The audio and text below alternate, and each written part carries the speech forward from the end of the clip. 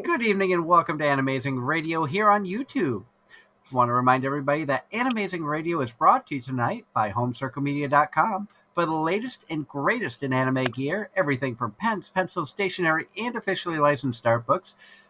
Go to HomecircleMedia.com today or check them out at an upcoming convention near you. We're also brought to you by Casey Fox. For all of your artwork, cosplay, and photography needs, be sure to check out Casey Fox, that's KAYCIFOXX, on Facebook, Instagram, and TikTok. We're also brought to you tonight by Darren. If you're in the Triangle area, North Carolina, and need lawn care work, find my page at Triple S Lawn Care. We also want to let everybody know that we are a proud sponsor of PoochieCon, and that's going to be going on May 14th and 15th in the Pocono Mountains of Pennsylvania. You'll be able to find us there. We will have a table. Excited to get out there for the first time. Excited to work with these amazing people. Be sure to check them out. You can find them at PoochieCon, PUCHICON.com. They have some amazing guests, including Aaron Campbell, who had joined us last week. So definitely check them out when you can. And once again, welcome to Anime-Zing Radio here on YouTube. I'm your host, Doug Engler. Joining me, as always, in the co-host seat is our good friend, Mr. Darren Starling. Hello. And we are doing one of our fun specials tonight. This is the second time that we've been able to do this. We are doing a cosplayer roundtable, and we've got some amazing cosplayers who have joined us. One more is working on getting everything set up so that she can join us as well. Ladies, please introduce yourself. We'll start with let's start with Soul. Oh, okay. Hi, everybody. My name is Soul Desi. I'm from Boston, Massachusetts. I've been cosplaying pretty much my entire life, like these lovely ladies right here. I'm very grateful to be on the show, and yeah, I can't wait to talk about cosplay. Let's do it. And up next, Frozen Heart. I'm Liz. I'm from the Boston area, a little bit here, a little bit there, also New Hampshire too. Been cosplaying for a little while, and I'm just excited to talk some nerdy stuff with some cool people. And up next we have, I apologize if I mispronounce it. Is it Gothichi? Gothicki. Gothicki. Yeah. Hi, my name's Madison. I've been cosplaying for about almost 10 years now. I'm local to the southern New Hampshire area, and I can't wait to talk about this crazy lifestyle with you guys. And just joining us, and it looks like that she's still trying to get everything figured out. Can you hear us all right, Altera?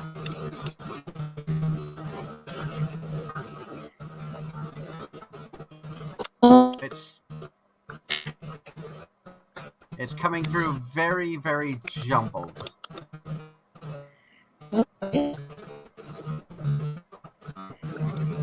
Unfortunately. I don't know if you have a better... Maybe StreamYard. This is just new to me. Ah. Oh, there you are. You're sounding better now.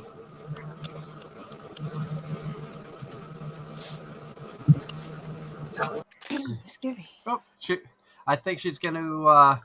try again. Mm-hmm. But thank you, ladies, so much for joining us. Your cosplays look amazing.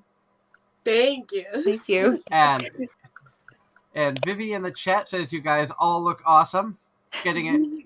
I know we're all excited about getting back to conventions. I know I was just at Northeast Comic-Con this past weekend, or not this weekend, but last weekend in Boxborough, Mass. I'm originally from Massachusetts myself. So, Anime Boston, NECC are some of my home conventions. And I'm curious as to what got you all started in cosplay. Oh, gosh. Yeah. For me, it was like, I had been a nerd for who knows how long. And I remember just browsing YouTube for a while. And then all of a sudden, I think it was New York Comic-Con, someone posted a video and they were talking about cosplay. I'm like, this looks like the coolest thing ever. I want to be part of that. So I went full in, just started researching everything, and it just slowly became integrated into my life, basically. And how about you, Frozen Heart? For me, I was probably about like 14. One of my, nerdy shelter friends came up to me and was like, "Hey, there's a Pokemon convention in town." And I was like, "Wow, they have those?" And was super excited and ended up going. And there was so many people in costumes doing skits and all sorts of cool things. And I couldn't believe there was a whole room of nerdy people that also want to dress up and do crazy nerdy things. And ever since then, I've just been super into it, but actually becoming friends with Madison and a few other people 4 years ago really like kick-started it, kind of created a cosplay monster, I guess. So so it's just basically a huge chunk of my life now. And how about you, Sol? Cool. I guess I would say when I was like really young, like my mom used to dress me in like those princess dresses you would get at the Halloween store, but I didn't wear them just on Halloween. I wore them to the supermarket and to school, and I would come to like my piano lessons in them too. And then I just didn't stop wearing them. So, I went to high school and they would just be like, "What is she wearing?" I'm just kind of like, anime costumes and cosplay. And I went to my first convention at Anime Boston, and I was just like, at 14, I was like, whoa, this is like for real, for real. I saw some of the like, high tech cosplays with like LED lights and, foam and all that stuff. And I was like, okay, my 29-cent, tiara, we're gonna have to step it up a little bit. You know what I'm saying? Yeah. so yeah, pretty much my whole life. I never stopped. We never stopped, did we, ladies? Nope.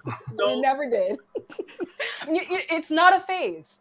It's not a phase, Mom. It's not a phase. Once you put this much money and time into it, you can't start. Why'd you have to mention the money? I was just gonna say, like, girl, please. Like, if I were to tally up everything, come on, like 10,000. That's the low end. 15,000. That sounds like you might lowball it a little bit. Yeah, lowball. Mm-hmm. And Ross in the chat room says that they have the coolest names, so he's loving all of your names. Thank you. Hey, we love your name too, man. Yeah. Ross has been one of our loyal listeners for years.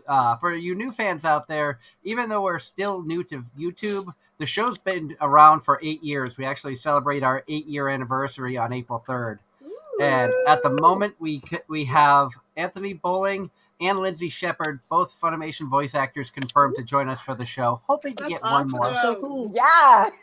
Awesome. And but tonight we're talking cosplay and a lot of the fun that can be had. I myself am a cosplayer. I don't do it very often. My next cosplay that I am planning is for Anime Boston this year. I am going to crossplay for the first time. I'm going to take the cheap way out. I'm going to crossplay as Miss Kobayashi. Nice. I figure that's a nice, safe, easy crossplay because I just have to basically put a suit on with a wig. Yeah, basically. And get glasses. Nice. And then try to not eat any dragon tail the entire weekend. All right. And cosplaying is an interesting community. Having been a part of it myself, my wife also makes costumes. She's made some of ours in the past. We were in the Masquerade in 2019 at Anime Boston as Genji and Renmaru from Kakario, Bed and Breakfast for Spirits. Yes. I don't know that anime. I gotta find out. Unfortunately, due to health issues and babysitter issues, we were unable to walk across the stage during the Masquerade, but we were there for judging and did get some photos made. And I love the feel of the cosplay community, and you guys put your hearts and soul into the work that you do, and I put that as a whole. Whether you make your own, you buy them, you're still putting your heart and soul into these characters that you love. And what was your first costume that you wanted to dress up as? And the question that you wanted to dress up as, or that you did dress up as? That you did dress up as. Okay. What was your first con cosplay? I think for me it was Totoro, I want to say. No, wait, that's a lie. Never mind. No, it was Totoro. It was the first one I did was Totoro, like a dress form of Totoro. Yes. Yeah. Mine was actually Kagome from Inuyasha. I actually just got the cosplay again because I cosplayed it 15 years ago. So just got it to do it again, but she was my very, very first. Yeah, I did notice that. Songo from Inuyasha. Season Yeah. my word. I spent me and my dad spent like weeks trying to make the boomerang Oh, and stuff God. like that. Yeah. He literally had me like lay down on like cardboard and he like traced out to see how big it would be. But you know, Dedication. it was falling apart. But you know what? It was fun. Hey. And like, sorry to like keep going, but I just remember the first time at Anime Boston dressed as Songo, and then there was just like this line of people taking pictures, and I was just like, oh my gosh, what is this? Yeah. Oh. Oh, I wish I could have seen that. Yeah, but you know, of course, everybody's taking pictures of everyone. But for the Saga first was time, my I first felt like- waifu. Yeah. If For I'm the going first way time- Who back. wouldn't love her? She has a cute animal sidekick Mhm. and a Right. huge boomerang. She's the best. And have you seen the video that they did? Somebody actually made a full-size Hirakut and Really? threw it, and it Really? actually worked and Ooh. came back. It came back. Yes, it I'm actually definitely worked as Googling a... this when we're done. Exactly. Where can I get me one of those? I don't know. I don't even... Like, I saw this video, like, going through the YouTube graveyard probably now, but... Yeah. But yeah, Inuyasha was the anime that got it all started for me. So hearing the Inuyasha cosplays, I didn't know what cosplay was, but I did dress as Inuyasha for Halloween one year.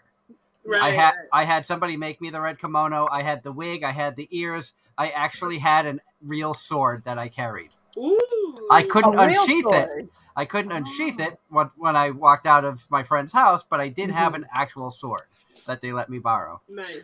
to make it look good for the Tetsaiga. Yeah, you can't get away with that now. No. Yeah, you know. Got- What can got- you get away with? I'm sorry to interrupt, but what is kind of allowed now at conventions now that, Like you know, COVID's PVC, yeah. PVC foam. It has Okay. to be ridiculously fake. Yeah. Okay. Yeah. I think I Yeah. don't know. Is wood allowed now? Still, I hear like sometimes wood isn't allowed now. I don't You know. know, I built this wooden keyblade, and I don't know why I did it. This was my second cosplay. It was Right. Pirates and Kingdom Hearts. Let me tell you, that thing was so heavy. Right. And I was lugging that bitch around all day long, but I was smacking it. But that one, it's in the cosplay graveyard as well. That one's Yep. gone. Yep. No longer there. In the Keyblade graveyard it goes. Yeah, there it goes. I was gonna say, I actually really quick, I have like this Diva Ooh, gun. Diva gun. Yeah, and it's like the official one too, but like since it's a projectile, like here, I don't even know if I can bring it. No, No. See, like they don't See? block, even if it like Yeah. even if you took out all the mechanisms, they're like, no. You Oh, can't. word? Yeah. Staying up here. There you go. There you I know, go. like most of my props now are just like foam and PVC because like that's like the safest option now. I don't have props. I'm too lazy to carry them. Because I know I'll be carrying a bunch of stuff from the dealer's room, so I don't even bother.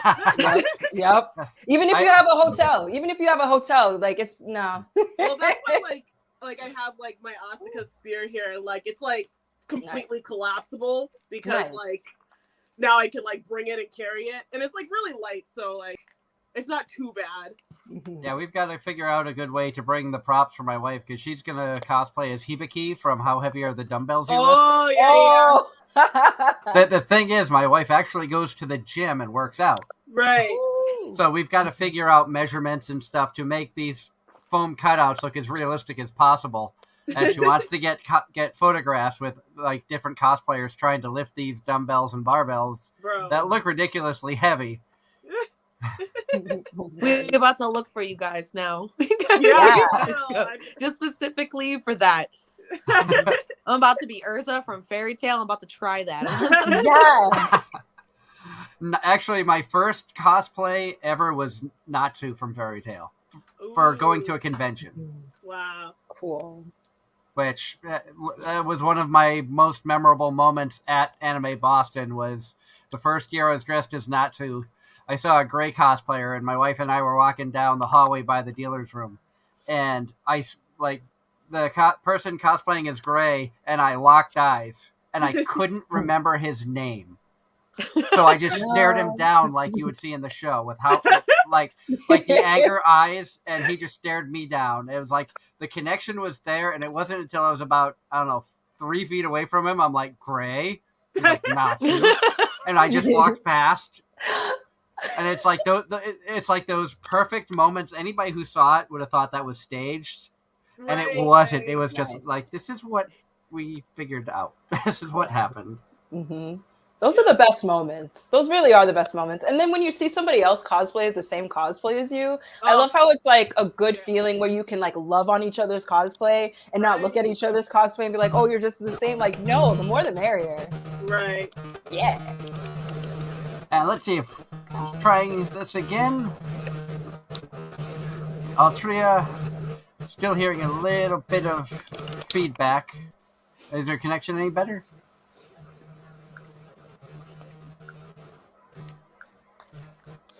She said she has a very bad connection, so we're hoping that things are going to work out because we really want to have you as a part of the show. If you hear, Yeah, you're coming through very. any buzzing PC next to the mic's here, the PC's on. Yeah, you're very choppy coming through.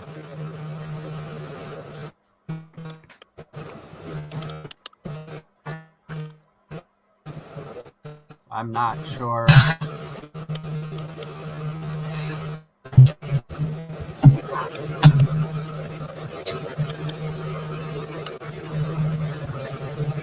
Let's see what. There's not much I can do on this end, unfortunately.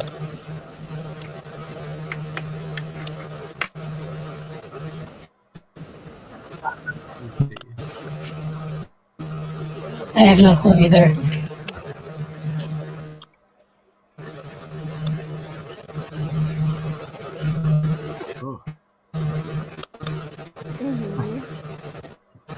Yeah, I wish everybody in the chat saying that they wish that they could give you our internet connections. Yeah, for real. That's heartbreaking. I've actually had my internet cut out on me mid-show. No. Is And I've also had a computer crash on me mid-show. that what happened? That's the wonders of live radio. But while it's still kind of choppy, Altria, I'm gonna back you down from the stream just for a minute. Hopefully things will work their way out. Again, we apologize for the technical issues she's having. We really, really want to have her a part of the show. I'm excited to have so many amazing cosplayers joining us tonight. Really, truly am. This is one of my favorite shows. Everybody tunes in for the voice actors. Everybody wants to hear what they have to say. But I've always felt, especially, and even before marrying somebody who is a cosplayer, I've always appreciated the artwork that you guys do. And I refer to cosplay as an art form because you are very creative in putting together these outfits. It's not an easy task. So it's one reason why when I started this show 8 years ago that I've always wanted to give you guys a platform to promote yourselves and the work that you guys do. Thank you. Yeah, for sure. Thank you so much. Yeah. I'm looking because Chowder just walked in. He's sitting right across from me, and he's like, "I'm gonna come up to the camera." Now, do you guys make your own outfits, or do you have them made? Both. Yeah, it really depends on my schedule. Like usually I plan to make like 3 to 4 big cosplays a year, and then the rest are just like fill in, like, oh, I really want to do this character, I don't have time, I'm just gonna buy it because don't have time. Yep, like 3 big movies and the rest are filler episodes. Yeah, that's how I feel. Exactly. So most of One Piece. Okay. Yes. Yep. Yeah, exactly. Yeah, same pretty much for me. Like when I was younger and I had more time on my hands, I was way more ambitious as a cosplayer. I was a hot glue. My hands would be red and sticky the night before a convention. That ain't the case now. I'm like, all right, Etsy, swipe card. But Well, I really want to make more of my cosplays, but working 12-hour shifts and all that stuff. No, honestly. Adulting now, yeah, has made it kind of hard, but I definitely will get back into and more making them. But I must admit, I have been buying them for the past couple of years. So like honestly, yeah. like even with I feel that. like Yeah. even like with me like not having as busy a work schedule, like yeah. I like even with like being like part-time, quote unquote, like I just feel like it's a lot of work like out of my day just to like sit down, and like I find myself like having to like just hyper focus for 3 days straight just to get like a skirt done, like I'm still hand sewing like a caveman. So Yeah. it takes me like You go. super long, and I have to keep stopping because of the kids. So it just kind of gets a little tedious. It's really just easier to buy them, but it's also a chance that you take, everybody's body is different, whether it's going to fit or not. So that's also Right. And then you don't have to deal with any like shipping issues because you're spending not thousands, but hundreds of dollars, depending on the cosplay.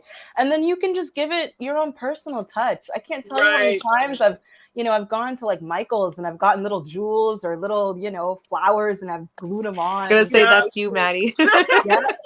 Yeah. No, like not enough bling. Time to add like some even more. if I buy a cosplay, like trust me when I say I'm adding the most to it. Like I'm still putting in work just to make it more. Make it the special. night before, literally the night before, you'll still be putting stuff on it. Like, what else can I add to this before I go to sleep? Yeah. Do you guys find yourself getting like really ambitious with cosplays? Like, how many do you fill for conventions? So if it's like a 3-day convention, I see some of these people, which is completely fine. They're like 3 cosplays this day, 3 cosplays, 2 cosplays. I'm like, that was me, and then this chick over here became my friend, and now it's not like that anymore. She was like, "You can do it," and I'm like, "Yeah, you know what? You're right." And now I'm like, "Why did you say that to me?" Oh man, that's awesome. Like, I don't know. Like, it really depends on the con. Because, like, when I did AAC last year, I was like, oh, I can, like, this is going to be, like, basically my second con back after the pandemic or whatever. So, like, I'm going to go all out or whatever. I just ended up wearing, like... You were Lady D, like, the majority of the time. Yeah, I was Lady D, like, the whole time. Like... I feel that. You comfortable cosplays. The cute ones where you're just in a 2-piece set and a pair of ears. You're like, I'm good to go. So Sunday cosplay. Yeah. You were at AAC last year? I was like we said, I was Lady D most of the time last year. So we were there. It was really great. We were there as well. If you saw, I would say Saturday for some of the day Sunday, the Minecraft skeletal riders on the hippity hops. Yeah. I remember that. That was me and my family and our friend. Oh my gosh, that was you! Oh, you guys were amazing. The little one was my daughter. Oh, that makes me so happy. Adorable. You guys were so cute. That was a lot of fun, and my legs hurt for like 3 days after. You realize in your 40s you shouldn't be on one of those hippity hops. I haven't been to a convention since the pandemic. PAX. I'm going to PAX for the first time this year. I'm so excited. Oh, that one's fun. I am so ready to just nerd out. I'm so over it. It's been 2 years. Like, what do I do? Like, I can't wait. Tell me about PAX. Have you guys been to PAX? I've never been. I have. Okay. What's it like? I don't know if you're like into tabletop games, but they usually like have a huge room like for tabletop games only. It's like super cool. I don't know what the guest lineup this year is though. I haven't heard actually. Yeah. A lot. This is when I really wish I had my co-host Angela joining us, because she's usually an enforcer at PAX. Right. Oh, wow. Okay. Like I haven't been to PAX since I want to say 2018, maybe. Okay. Like whenever Markiplier was there last, that's when I went. Okay. And, but it was like super fun. Definitely a gaming con. So if you like love video games, definitely a place to be. Nice. Woo. I think I'm gonna basically do the like chill cosplay, and then Anime Boston I'll do like the bigger cosplay, but I'm just gonna put on the Moogle ears, pair of sneakers, and we're out. Yeah. Exactly. Yay. And so hoping that things are going to work. Oh, nope. Looks like they didn't work out for Lillith. Unfortunately, she said she was going to give it another try, but it looks like it didn't work. So we are going to reschedule Lillith to come back on the show. I feel horrible that she was having issues. Let's see if she tries it again. We do have a couple of questions that were coming in from the chat room. Trisha asked, what's it like doing cosplay? Trisha is new to the anime and convention world. Goodness. Tiring, but worth it. Yeah, it's very, it's tiring, but you're right. There's just nothing more to say. It's rewarding. You feel just so accomplished. And the best part of it is like, just when you get compliments on your costume, whether you bought it or you didn't buy it, it's just the best feeling in the world, you know? Really is.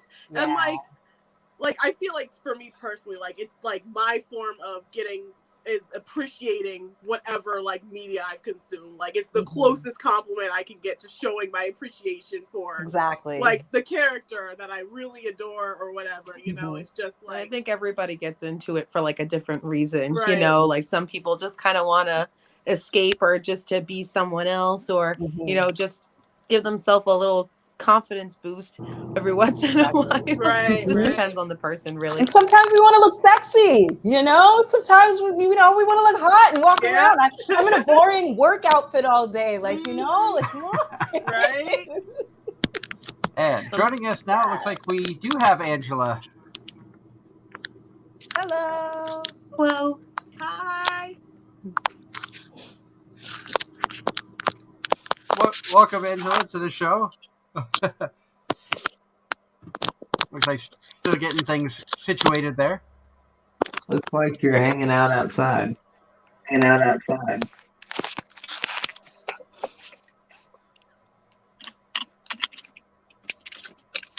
Possibly. Looks like it. And another question that has come in from the chat. Julily the Idol wants to know, I'm wondering how you figured out how to do your budget for cosplaying and cons combined. Ooh. Not well. Yeah, I couldn't hear the question. I think there was an echo. What was the question? Sorry. It was basically like, how do you budget cosplays and conventions when you, right? It's just whenever the check comes through and I'm like, can I get this today? All right, good.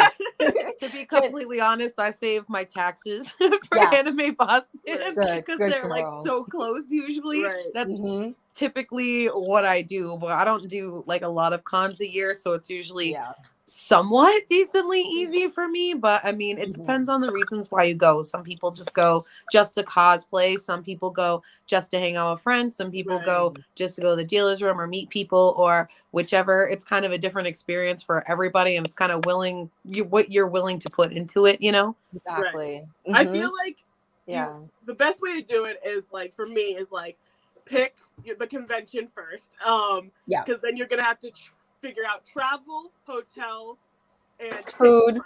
Once you get that set down, then you can figure out all the other stuff, because you need to actually be there and be able to get there and have money to eat. Probably the nicest way I've heard you say that. And I don't know if you ladies and gents have been through this though, but I think we've all done that. I'm gonna wear heels for my cosplay for the first time, and then you're like, I'm never doing that again. Last time I did a Sailor Scout, it was horrifying. I did it. And it was Sailor Moon. These girls have crazy, ridiculous shoes, and I even tried these shoes out, and they were used, so they were worn beforehand. And I was like, "Oh, it'll be fine. It'll be fine." By the end of it, I was crying. I was walking through the streets of Manchester barefoot, which is probably not. Don't do that, but it was just absolute agony. And now I'm like, I'll wear flats. Yeah, thank sneakers, you. flats. I don't need to be accurate. I like my feet to be okay. Best thing to do is that you can't have a carry-on bag. You have flats in there that you can carry around with you, and just make sure whatever shoe you are wearing with the character is easy to slip on and off, so you can just go back and forth between pictures. That's the best like thing. you did for Lady D, swapping out the boots real quick for photos. So hold on, let me put my boots on real quick. Nice. You got me even thinking about trying to use the bathroom in a bodysuit. It's not happening. Oh man, you have to even think about how you're going to go to the bathroom. Oh, no, Like these are like little things that you don't think about till you like actually experience the cosplay. And you're like, wait, I have to go to the bathroom. I have a Right. bodysuit where the zipper Then comes up again, to my like, neck. honestly, my You eating know? and bathroom schedule for a con totally out of whack. Like I could go like hours without eating, and then Yeah. it'll be like 10 p.m. and I'm like, I've only had an apple for the day. Yeah, and a cup of water. What do I do? Exactly. And then everything's closed. You're like, shit. What do I do? Oh wait, I'm sorry. Can we swear on this? If not, then I will. It happens. I'm not. Okay. No, My bad. In the conversation, it happens. We try to keep it as kid friendly as possible, but I mean we are on 8 to 10, so if anybody gets offended, I thought I was gonna be the first one, so Yeah. Sorry, guys. Usually I'm pretty good about any cussing or anything like that, just because of doing it for so long. Usually I save the fun chats for any 18 plus shows that we decide to do. We've done some specials in the past that are called Smash, Trash, or Cuddle, where my wife comes up with multiple different characters from typically anime, some video games at times, and Darren, myself, and a couple of other people would decide whether we would smash them, trash them, or cuddle them because they didn't really fit in either category. Right. I like that. That sounds fun. As a drinking game, that sounds even more fun. And Darren and I have been good. Neither of us have fallen for any traps because my wife is good for putting in traps in there. Both and traps and reverse traps. Both times that we did it, we did end up getting somebody. The first time, my friend Jeremy fell for one of the most famous traps in anime, Felix from ReZero, because he's new to anime, so he didn't know the character. Oof. Oof. And then the second time, we had one of our loyal listeners join in, and he fell victim to a trap. I had a suspicion it was a trap, so I said no right off the bat. But he's like, "Nah, I'd smash." And my wife's like, "Nope, that's a man." It's like, oops. Hey, but that's what you're into. For me, nothing's a trap if everything's an option. Hey, there you go. Exactly. I mean, Darren, are you still there? I'm here. I've been doing most of the talking. I feel bad. Do you have any questions for our lovely ladies tonight?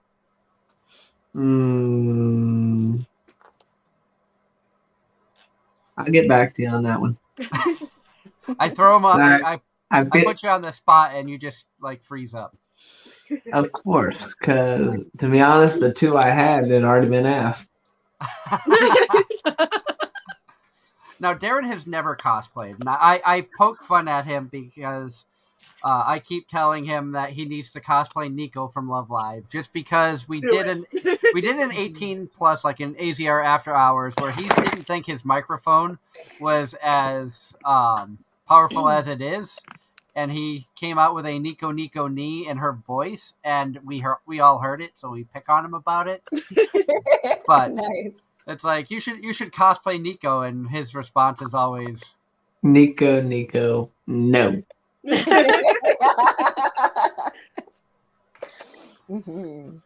Now Vivi in the chat room says, "What's your guys' dream cosplay?" That's not fair because she knows us. Yeah. I don't know her, but I don't. Oh, you're gonna have to give me a minute to think about that. Ooh, that's tough. That was actually a question I was going to ask, but damn, these people are they're on fire tonight.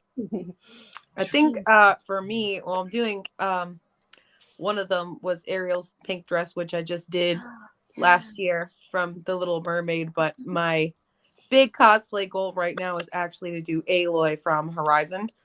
Nice. I don't know if you guys played that game at all, but Zero Dawn, you should. Right? Come back to me. I'm still thinking. My big one at the moment is Tafiti from Moana. Her Molly Nguyen on Etsy has her dress, and it's gorgeous. Couple $1,000. Of course. But gorgeous. Like absolutely beautiful. my dream right there. Ooh, I know who it's. Erwin from Lord of the Rings. Ooh, I love her. yes. Oh, she is just, when I see her on Yes. screen and then the way she speaks and then she's just like, hi, oh my God. I'm just like, yes. I love her, you know, so just the wig, the ears, the everything. So, but Yes. one day, when I can do her justice. Right, So. right. Mhm. For me, I kind of have two that I would love to do. That's on my wish list. Like, if I had the money, I would want to do a full decked out Ainzel Gone from Overlord. Yes. Stop! I love Ainzel Gone. Speaking of which, Doug, if I send this to you again, mind pulling it up? Remember that one I got at Anime-Zing? The one I showed you? Yes. Give me 5 minutes. Yep. Or you could always pull it up if you're on your tablet. I can't. It only works on if I'm on my laptop. Ah, okay. And the other one is Issei Hyodo with D-Drag, the dragon armor from High School DxD. Oh, yeah. The balance breaker outfit or just the boosted gear? Either or. Why not both? One day, one the next day. If money was no object in that case, I would do one of each. I was about to say, because don't forget his balance breaker has multiple different forms.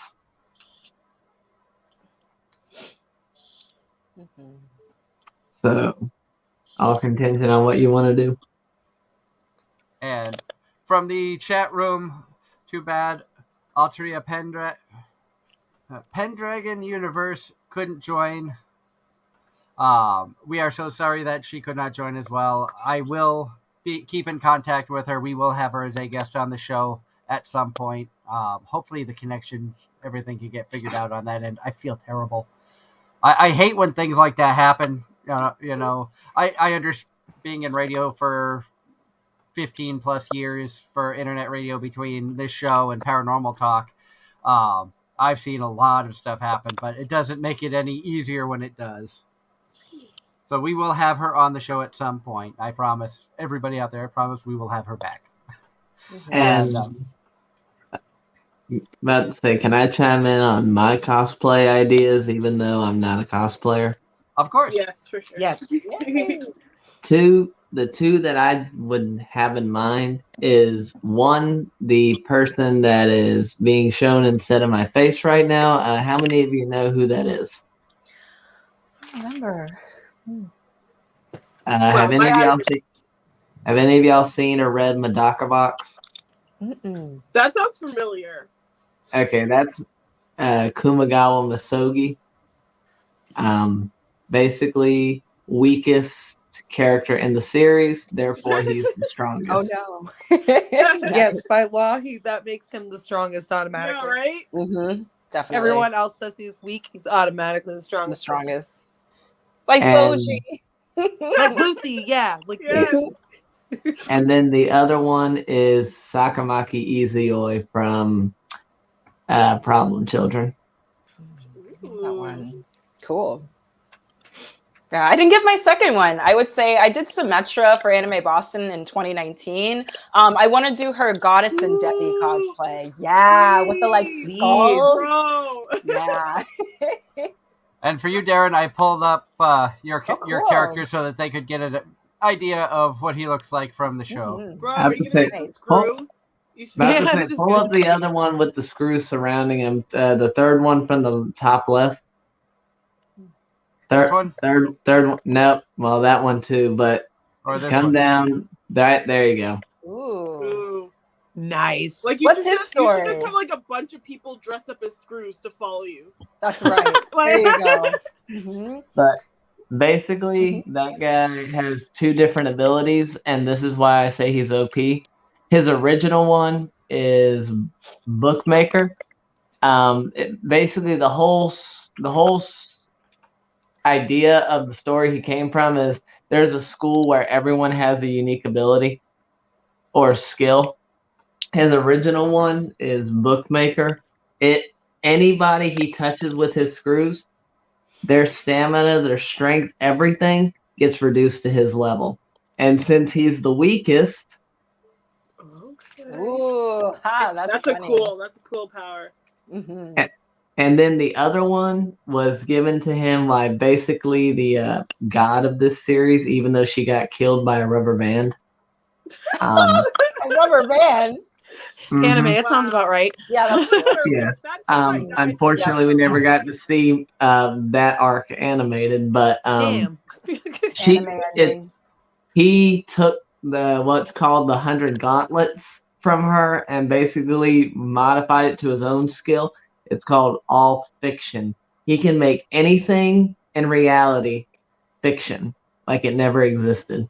Ooh, that's cool. So That's a pretty cool destroying reality is what he in the special episode they did titled Good Loser Kumagawa, he undid basically every color in existence except black and white. So by the time you were done, you were watching a manga on the screen.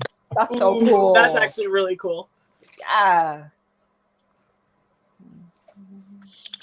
I think you have people who want to go check this out now, Darren. You've done a Yeah. good job at pumping up a show. Anyway, Everyone's like taking notes.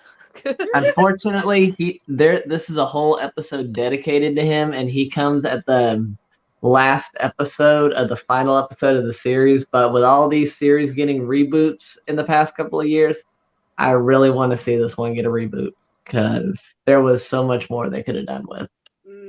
But the title of the series is called Medaka Box.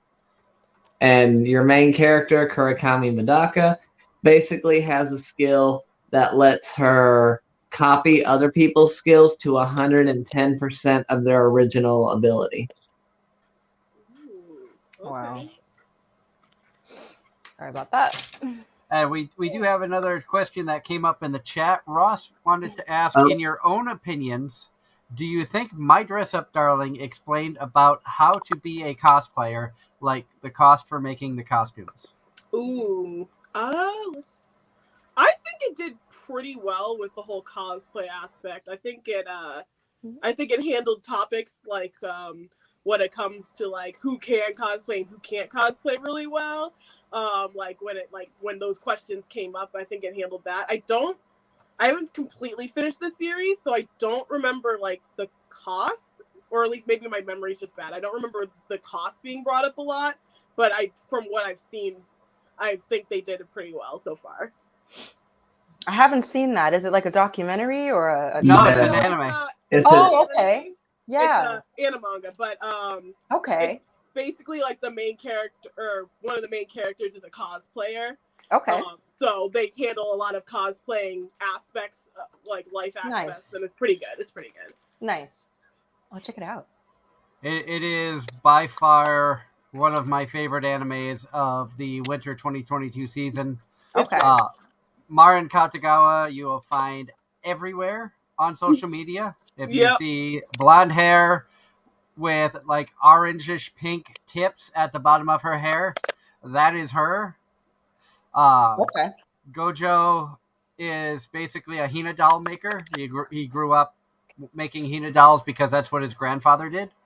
When he was a child, he got made fun of for it by a female classmate, which kind of traumatized him. So he stopped telling people anything about him, was very much a loner, until Marin literally fell into his life by smashing her head off his desk. Yep. That's anime for you. Yep. Sounds about right. And the show just got better from there. As far as talking about the cost aspect, early on they touched a little bit with Marin on her first cosplay about the cost of things, but they didn't say how much everything cost. It was more of, I have the money, I'll buy the materials, you make the stuff because you can sew.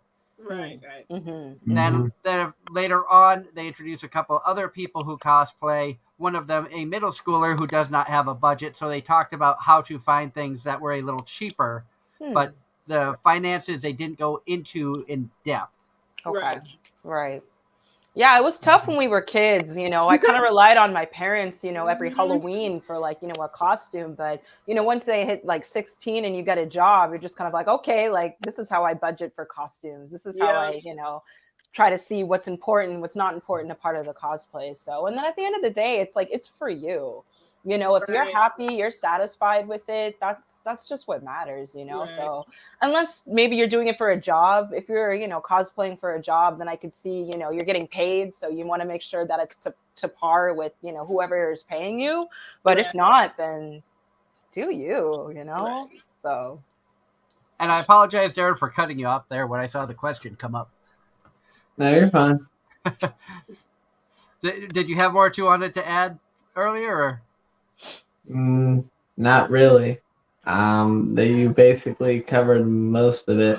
I think, like you were saying, they more or less broke down her first cosplay more than the others to establish the pace for the series, and then kind of went into focusing more on her actually cosplaying, and then the various changes he would make to the design here and there, contingent on the materials he had, and also the own creative mindset. And also they've done a good job at like not over exaggerating a budding love story. You see it way too much in anime. There is you can see like a love story developing here. Martin does not hide the fact that she grows feelings for Gojo. Gojo is just so awkward, he doesn't understand what he's feeling. Right. And I'm not going to throw any spoilers out there for anybody. Because I was like, are we going to get the anime ending? Like, that's what, you know, me and my boyfriend call it. Like the anime ending where it's like, oh, I like you. And oh, I think I like you. But nothing happens. Or in High School Host Club. I'm looking at you. Second season. Looking at Orin High School Host Club. That's right. Looking at you. Orin. And then, I'm looking at like, I don't know, 3/4 of Snow White with the red hair where you're waiting for them to kiss and they never happen. My wife and I call those flip a table moments. Yep, and then Inuyasha, but before the final act. We didn't get the final act until years later. Mind you, we got the fourth movie. I remember sitting there as a kid, and the fourth movie ended, and I was like, I'm sorry, wait, that's it? We didn't see Naraku yet. Naraku hasn't. You remember this, right, y'all? Naraku hadn't been defeated. I was like, and then we grew up, and then the final act, and I was like, I don't even want to watch this. Right. I don't think Inuyasha was an emotional turmoil for especially anybody who watched it as a teenager, because seeing the relationship between Kikyo and Inuyasha and Kagome was way too much for me. I'm 31 years old. I still hate Kikyo to this day. It has not changed my mind. If I ever seen her on the street in real life, on site, it has not changed. I still hate her. It was still way too much. Don't understand how you can't understand somebody's dead. It's over. Like at 14, I was like, what's wrong with him? Exactly. What does it matter? Why do you keep doing this? Yep. You read those fan fictions at Shikon High or something like that. Yes! You know. Kiki Ho. Oh, Kinky Ho. I've seen so many people on TikTok who still hate Kikyo, and it just brings such joy to my heart. I'm like, thank you. Yeah, thank you. And then, I'm sorry to interrupt you real quick. When I thought she was coming back for the new series Yashahime, oh my god, I freaked out. I was like, we really bringing this bitch back? Like, we really got time for this? Oh, sorry, I swore again. That's okay. You can mute me now. All I wanted to say is, speaking of Yashahime, I did see a Moroha cosplay at NECC, which I was very, very surprised for. Right. I actually left the artist. Her shorts are just too small for me. I did run out of the dealer's room to chase her down to get a photograph. I think Setsuna is actually my favorite, which is surprising because Inuyasha and Kagome are my favorite from the originals, but Setsuna is definitely my favorite. I liked Moroha just as a Spitfire, and I won't lie, when I heard a small snippet of Morgan Berry as Moroha's voice, at first I was like, I don't know if that fits. Then when I actually got a bigger sample and started watching it in English, I'm like, oh no, that's Morgan's character for sure. Right.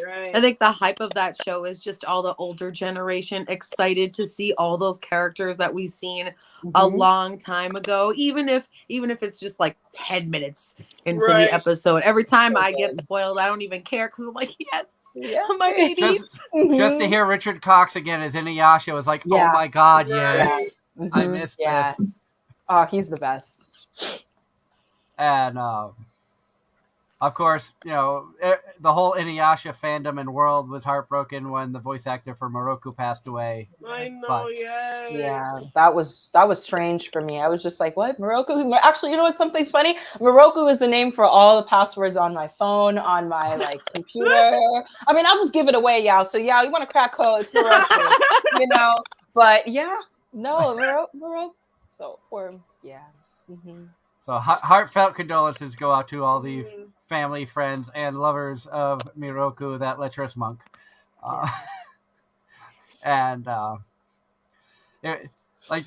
series, like I said, that's the anime that really that was my gateway anime, Right. and it's kind of snowballed from there. I feel like there's like a little bit of a line there because I was definitely in my feety pajamas watching Sailor Moon clearly. So I feel like that was technically, Sailor Moon and Pokemon and like I was all that just stuff gonna that say came that on Cartoon Network. Yu-Gi-Oh and all of that, but then when I got some Yu hit, Hakusho stuff, like the Chobits, Inuyasha was definitely like the eye opener, but I know that like when I was younger, I was watching Magical Girls and Pokemon trainers, and that's basically how I was like, hey, this stuff's really cool. Yeah, Do-Re-Mi Magic. Or like in Pokemon, I didn't even know what anime was when we were watching Pokemon. And then what was it? The jelly donuts. And I literally thought that you remember the like rice balls? The rice balls, yeah, they thought it was jelly. And I went to Dunkin' Donuts. I asked my mom to take me to Dunkin' Donuts. I was like, where are these jelly donuts? Excuse me, can you give me a rice ball? Fill it with some jelly. And then just to find out they're rice balls, I'm like, yo, 4 kids is on some BS, man. So I'm like, come on. And then in Yu-Gi-Oh, sorry, I know we're talking about cosplay, but in Yu-Gi-Oh, they had like guns, I think, in one of the episodes. Yes. If you pay attention, you see them like this, just holding, but nothing's animated. Yes. Yep. It's weird. Don't forget, the whole thing with Yu-Gi-Oh is the Shadow Realm doesn't exist in the original. Yep. Yes. Crazy. The Shadow Realm is a whole English adaptation thing. Really? Yep. Yes. Okay. And then season 0 of Yu-Gi-Oh was not even about card games. It was about games and life-threatening ones at that. Wow. Yeah, Children's card game. Children's card game. And Darren did find that Einzelgone cosplay we were talking about earlier, so pull that up on the screen now. Woo, yeah. Oh, it's so cool. Oh, that's beautiful. That's beautiful. That's beautiful. That's amazing. I feel And the then way when I see Elias Women cosplays from And- Ancient Mage's Bride. If you open the other link, Doug, I think it has some pictures of him after he completed the staff because he said the staff wasn't ready in time for animation. I have to look and see here. Go through Instagram. His Instagram. Would you do his Dark Knight cosplay too from Einzelgone with his like armor? Momonga? Right. Yeah. Oh, there it is, Doug. There it is. The sixth picture. This one right here? Is the, hold on. There we go. I'll say that should be. Oh my goodness. Let me see. Oh my god. Bro, that's amazing. Einzelgone. Cosplay Albedo, real quick. Wait. Fact. That is my wife's dream cosplay, is Albedo. Yes. It's a hot costume too. It is. Maddie, that's gotta, what I want like- my dad to cosplay as. Yeah, there you go. Yes. The first cosplay I ever saw was a guy do he called himself Manstein. I thought it was the most amazing thing I'd ever seen in my life. I was like mind blown as a 14-year-old. I was like, whoa, you can wear anything you want. I'm like, I'm going to Sasuke next year. This is awesome. Let's see. One of the last times I was at Anime-Zing, the crossplay that took over, I'd say I saw at least 60 of them or more over the weekend, was Madoka Magica crossplays. Really? Has Yeah. anybody at Anime Boston ever seen Man Misty? Yeah, that's Because what He's like one of my favorites. Manstein. Yeah, that was him. Yes. He's the best. And then he'll dress up as like Sailor Moon too some years. Like Yes. it's the best. Just such a great positive attitude. I just loved it. Everybody, it was like a 40-person duck duck goose circle with him one year. It was great. And sad story for Anime Boston. Back in 2020, we actually, for the first time in 5 years of trying, got approved as press. And then the pandemic happened. The worst part about it all, Darren was supposed to come up for that convention. It would have been the first time that he and I met in person. Because we still haven't met in person because he's down in the Raleigh, North Carolina area, and I'm now living in northern New York as opposed to the Boston South Coast area in Massachusetts. Excuse me. And it was, we were all set to go. I think, Darren, you were like days away from figuring out transportation to come up, and then everything got canceled? Yep, because but flights were incredibly cheap during the initial panic. Like, I could have gone your way and round trip for like $120, $150 if even. Bring those back, please. Actually, I think one of them was like $80, and that's how cheap it got. I don't fly. I am a chicken. I am a flightless bird.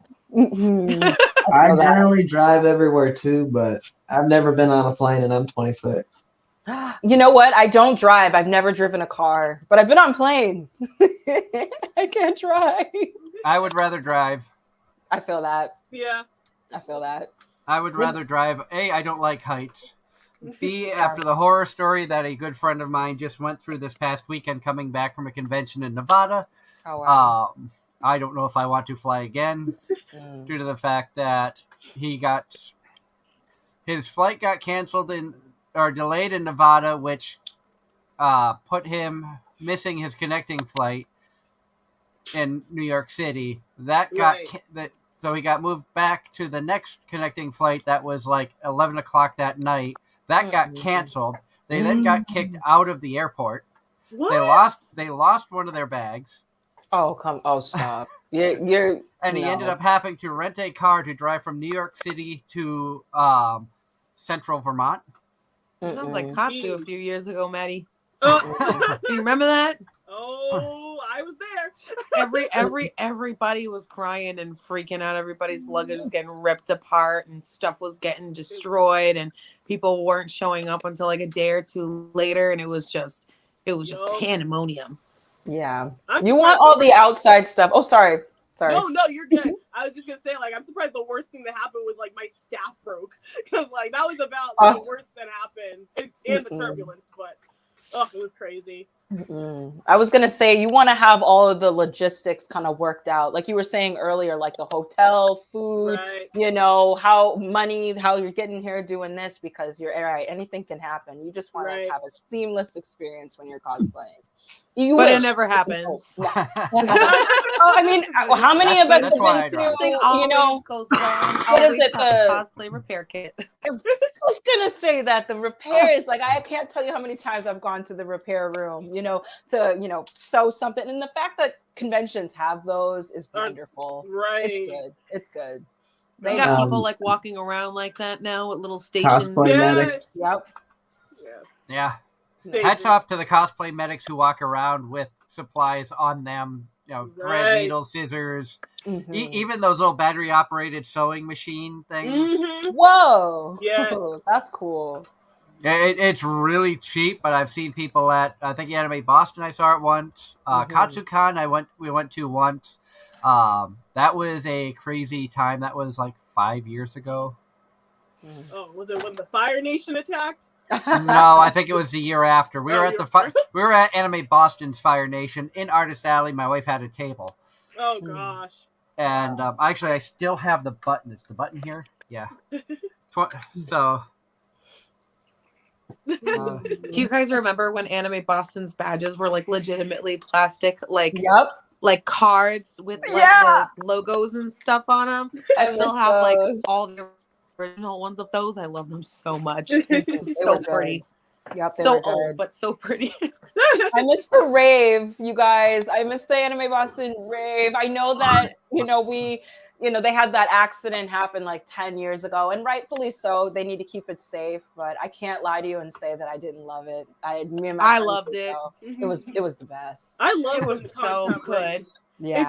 If you want to go to a really fun rave, Colossal Con East has a night swim, and they do a wave pool rave. You're kidding? I can't wait. Yeah, in the wave. Wait, when is this and where is this? In Colossal Con East in the Pocono Mountains at Kalahari, and it's in September this year. And yeah, I was gonna say September 9th. No. Send me the information. Drop that in the chat, sis. I'll DM you. Yes. It'll be my first time going, so you can go with me. We'll be first time buddies. Hey, I want to go in a bathing suit. If I make it to Colossal Con, it'll be my first time there as well. PucciCon is going to be my first time going there, and they're at actually at a resort in the Pocono Mountains. Ooh. Camelback Lodge in Pocono Mountains. Okay. Oh yeah, I think I went by that when I was up. Yeah. From what I've seen, it looks like they have an indoor water park and everything at this convention location. And they also have another one that goes on August 6th and 7th. They're going to have one in Teaneck, New Jersey, just on the other side of New York City. Ooh, that's close. So we're looking at extending our sponsorship to that convention as well. So Nice. I see your Gears of Warren over there, Manny. What? I said I see your Gears of Warren over there. And we did have a question from the chat, not to derail, but I'm genuinely curious. What cosplays is everyone working on now? Ooh, so many. Viv, you know the answer to that question. You already know. Let's see. So right now I'm working on 2 Hannah Alexander artwork pieces, her Bowsette version and her Sophie version at the moment. Those are my two projects. Oh, also I'm working on my 2B, like Sakami-chan. I don't know if you can see it. It's against the black background right there, but nice. Yeah, those are the ones I'm working on. Mm-hmm. I'm currently, the only thing I think I'm like legitimately working on, because I have severe ADHD and my brain works on 10 things at once. But main one I think I'm working on right now is Princess Tutu. Oh, that's a dream one of mine. That's so cool. You're gonna look so beautiful. Please cosplay her because you would be stunning. Oh, I actually found out about Princess Tutu from Anime Boston, from the anime music video contest. I'm sure you guys remember, because I remember watching it, and it absolutely blew my mind. And I immediately went home and begged my mom to let me order the DVD set. And I've watched that probably like 15 times, not even an exaggeration already now. Like, could sit there and say it word for word. It's just so good. I love ballet and anime and magical girl all together. It's like totally okay for me. We'll see if I get it done. It's definitely not going to be done for Anime Boston, but it'll get done sometime this year. Oh, it's going to be gorgeous. So I can do That's right. Yeah. Oh no, I love, and I was just gonna say too, that's how you find new animes at conventions. Yeah, like, you know, that you can scroll through Instagram, you can, and you're like, oh, okay, but when you see the AMVs, when you see cosplayers, like, where is that from? I need to find it. That's how you find new anime, you know. Yeah. So, Tifa from Final Fantasy. Ooh, so I'm working, I'm working on her gunslinger one, kind of like the long leather one where she has the long leather casing in the back. I love that one, and her gloves. That one's so cool. Of course, the boyfriend wants me to go as the you know, sexy one with the you know, the crop top, the B one. You know, but I don't know if I don't know if my tummy says so otherwise. So I'm like, all right, do it. But exactly, we're just gonna do it anyway. And then I've always wanted to do Sakura from Naruto. I really like her. Oh, you'd be so cute. I know people hate her, but y'all gotta stop hating on my girl Sakura. No, she's no. The anime did her dirty. They did. They did. So dirty. They did. Like, I read the manga first, and then I watched the anime, and I was like, what? This is a totally different character. Like, yep, they did. You can see the way they drew her with no boobs and no, not that. I'm like, and that's fine. Like, you know, whatever you look like is fine. But I'm like, come on, girl. Y'all could have gave us some makeup. Come on now. They did my girl dirty. You know, I think there's like a panel where I seen where they, in the manga, she's not standing there, but they have her purposely standing there to where things are happening, she's doing nothing, and I'm like, oh, really? They do that a lot. Come Yep. on now. But I love Sakura, and I'm trying to get the boyfriend to go as Sasuke, because Yes. 30-year-olds Papa Suke. Don't get me Uh-huh. started. Don't get me started. No. Woo! Last year I literally met Yeah. a Stein cosplayer from Soul Eater. Oh with the yeah. like scythe and everything. And I was like, okay, I'm gonna need a picture real quick. Right now. Exactly. So Sakura. For me, as I said, I'm working on Kobayashi from Kobayashi's Dragon Maid. The second one I was hoping to have done, but unfortunately finances did not turn out that way, is I also wanted to cosplay as Senko from the Helpful Fox, Senko-san. Oh, yes. I have the wig and the ears. Right. Making the tail is going to take up quite a bit of time, so that's probably going to be one later this year if it gets done this year, and then I need to figure out we got to figure out finances for making the kimono and everything, that the shrine outfit that she wears. Right. Nice. The next one I was gonna do, actually, I forgot when you said dragon. I was like Shenron from Dragon Ball Z. Yeah. I have the like glittery top and everything, and then like green pants, but I'm like, how do I make this tail? How do I make it? I'm like, all right, that'll be a couple years from now. We'll see what happens. And my husband's one is actually working on Urza right now, just for regular season 1 fairy tale armor. So we're hoping that'll be done by AB. He's got quite a lot of it done. It's just like the finger glove parts he does, the foam stuff, because I'm definitely not good at that. Barely good at sewing. Definitely not good at that. Now, I'm curious as to going to conventions as cosplay. Have you had interactions with the voice actors at the conventions while in cosplay? Have they commented, wanted photographs with you specifically, or things of that nature? Yes. Gosh. Best one was with J. Michael Tatum. I was cosplaying as Beast from the Book of Circus version of Black Butler that season. Absolutely best moment. He loved it because I was like just telling him all about it. But he's so great. We just took pictures. It was great. That was a really good one. And then the other one that I remember was Matthew Mercer, and I was cosplaying Hanji from Attack on Titan. He voices Levi, and he really liked my Hanji cosplay. We took pictures there too, which was really cool. Nice. Awesome. Solar Frozen, did you guys have any stories to tell there? Unfortunately, no, I haven't met. But see, the thing is like I've actually started getting into voice acting, so hopefully I'll be able to actually meet some real voice actors like one day. When I'm in convention mode, I'm kind of just running everywhere. Right. So it hasn't happened yet. I did do a Sailor Moon cosplay, and then I remember a couple years ago, before the pandemic, I got to see some of the Sailor Moon cosplayers that were there. But the lines were so long, so fingers crossed that I will get to meet some really cool voice actors in the future. So, not yet.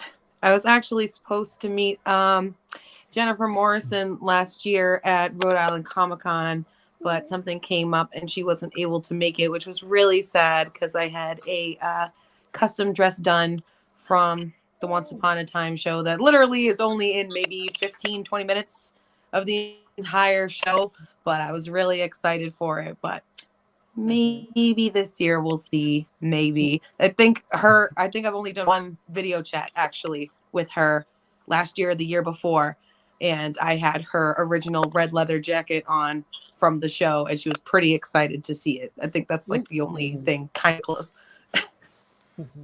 And it's a good time to let all of our fans out there know, if you are new to the channel, hit that subscribe button. We are trying to hit 200 subscribers as quick as we can. Our goal is 500 subscribers by the end of the year, but we have a giveaway at 200 subscribers. Once we hit that mark, one lucky subscriber will be a guest co-host for a future voice actor interview, which means you will get to sit on the show with us for 2 hours talking with a voice actor from possibly Funimation, Sentai Filmworks. You never know. We've even brought in Michelle Knotts from Pokemon. We've had a lot of amazingly talented voice actors on the show. So definitely hit that subscribe button. Help us reach the 200 subscriber mark as quick as possible. If it happens before April 3rd, you might join us for our anniversary show and have a chance to talk to multiple. All right, hit subscribe, everybody. Go on. And we're having a lot of fun today. I thank you ladies for joining us tonight. Again, I'm sorry that Lillith was unable to hang out with us on the show because of connection issues. We will get her back. I don't want anybody to think that we're just going to forget her because of technical issues. That's not how we roll here. I really take to heart the time that all of our guests take out of their busy schedules to join us, and really heartfelt thank you to all of you for coming on and hanging out with us tonight. This is a lot of fun. For sure. And talking a lot about the fun side of cosplay, there's I do want to take a moment for the serious side of cosplay where you see it. Operation Hammond has posters up at a lot of conventions they go to where cosplay is not consent. My wife was was fortunate enough to actually be one of the posters when she was dressed as Aries from Cat Planet Cuties. In fact, if you were at AAC last year, that was the poster they had at the Operation Hammond table. Was my wife's photo. Yeah, I did see that. Yes. And there are times at these events where things happen that you wish they didn't, and a lot of times people don't talk about it at the time. I want all of our viewers out there to know, if you ever see me or my wife at a convention and you are feeling like somebody stalking you, a creeper, something of that nature, come up to us. Even if I don't know you, just kind of give us a sign that you don't feel comfortable, and we will help you any way we can. That's one thing that's really good about the close-knit of this community, and I'm sure you ladies can agree. We are there for other cosplayers. We're there for the safety of everybody for the most part. That's right. Mm-hmm. And I think a lot of times people try to avoid the toxic situation conversations. They want conventions to sound everything sparkly and wonderful, but behind the scenes, there's a lot of stuff that you don't see or don't hear. I was just going to say glomping. I don't know if anybody remembers early Anime Boston. And like, I was like 14, 15, it's like 10 years ago, God, but, it was kind of ingrained in the culture, so you didn't know that was wrong at the time, if that makes sense. But looking back now, when it happened to me, I was like, actually, that wasn't okay, because makeup would get on my costume. I don't know you, so.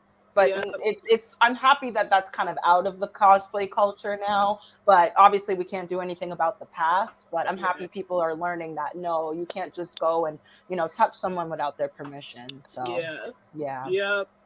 And also, there's an unwritten rule of proper etiquette for photography of cosplayers. Yeah. Mm-hmm. And that's one thing that we like to emphasize on the show here, because being a cosplayer and my wife as a photographer and cosplayer herself, it's, you want to ask permission, give the cosplayer a chance. If they say no, you walk away. Yep. If they say yes, give them a chance to get into a pose or get things ready.